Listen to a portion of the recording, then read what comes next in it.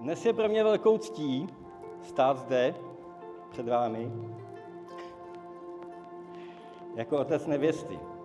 Je to okamžik, kdy naše Deniska vstupuje do nové etapy svého života. Když se ohlédnu za minulostí, vidím, jak rychle čas plyne. Vzpomínám na chvíle, kdy jsme společně sdíleli radosti i starosti života, na její první krůčky, první známosti, Denisky, myslím, první známosti, které přede mnou velmi slušně utíkaly, podotýkám přes plot. Deňku, ty jsi tam taky byl? Který tam Tebe jsem tam neviděl. Ale ten neutek. A protože neutek, tak teď jsme tady všichni. Protože kdyby nevydržel, tak tady z nás dneska asi nikdo nebyl. Deniska vyrostla v nádhernou, silnou, inteligentní ženu a její úsměv mi vždy dodává krásný, jasný den. Dnes se vdává za muže, který ji doplňuje a jsem přesvědčen, že jí bude dobrým manželem a je na něj spoleh. Vím, že budou tvořit krásný pár, jak na souši, tak i na vodě. Když se na tebe dívám, vidím, že jsi šťastná. A to je to, co si přeji nejvíce. Denisko a Daníku, přeji vám šťastnou cestu, dlouhou a láskyplnou společnou cestu, ať vás provází radost, porozumění a vzájemná podpora. Jestli znáte ten pocit, když potkáte kamarádku, se kterou víte, že je to prostě ono a zůstane to do konce života, tak to se nám stalo s Deniskou a počítala jsem to, je to už 10 let, co jsme se potkali na střední na Gimpu a začalo to naší oblíbenou větou, kterou tady nemůžu říct.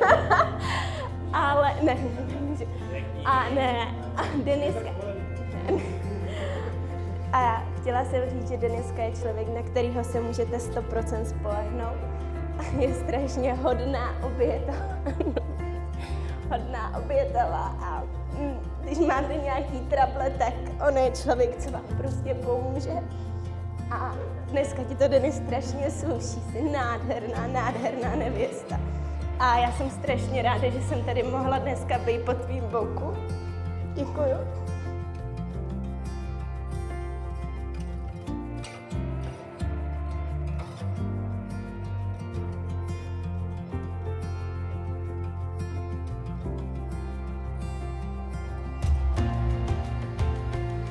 Něco, co vyjadřuje vlastně tu jejich neskutečnou lásku, tak před pár měsíci, to k tomu patří k té svatbě, jsme měli rozlučku se Svobodou a Daník tam měl plnit různý úkoly. Jeden z těch úkolů bylo odpovídat stejně jako Denča a jedna z těch otázek bylo, čeho se Denča bojí nejvíc na světě. No a Denči odpověď byla, že by ztratila Daníka. Vypovídá to o tom, jak moc se milujou a mám z toho hroznou radost.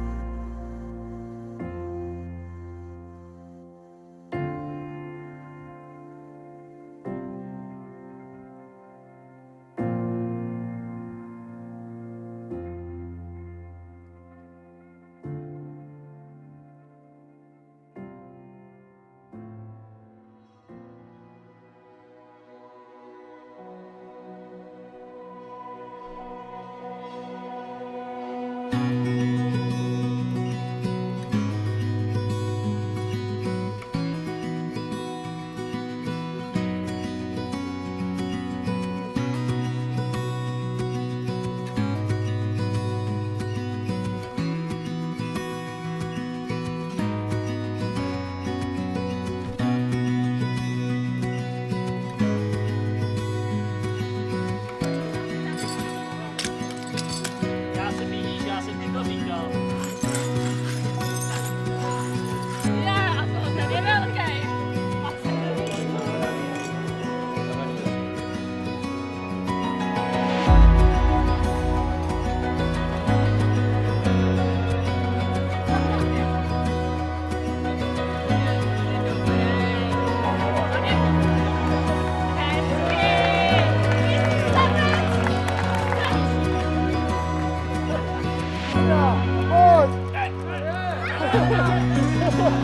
Babičko!